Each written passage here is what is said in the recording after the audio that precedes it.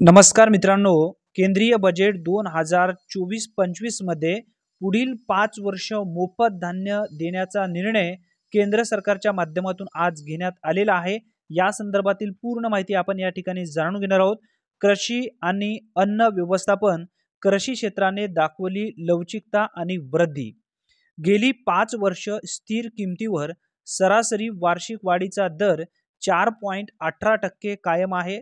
त्यानंतर 2014-15 ते 2022-23 या कालावधीत स्थिर किमतीवर पशुधन क्षेत्रात 7.38% दराने वाढ नोंदवली आहे।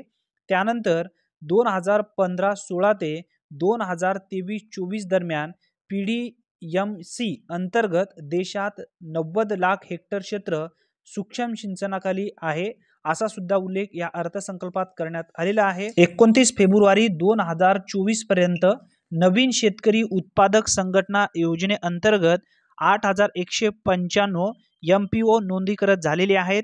त्यानंतर सर्वात महत्त्वाचा आणि मोठा निर्णय म्हणजे प्रधानमंत्री गरीब कल्याण योजनेअंतर्गत सुमारे 81.35 कोटी लाभार्थ्यांना आणखी 5 वर्षासाठी मोफत अन्नधान्य पुरवण्यात येणार आहे असा सुद्धा उल्लेख स्पष्टपणे करण्यात आलेला आहे। मित्रांनो, अतिशय महत्त्वपूर्ण हा निर्णय आहे।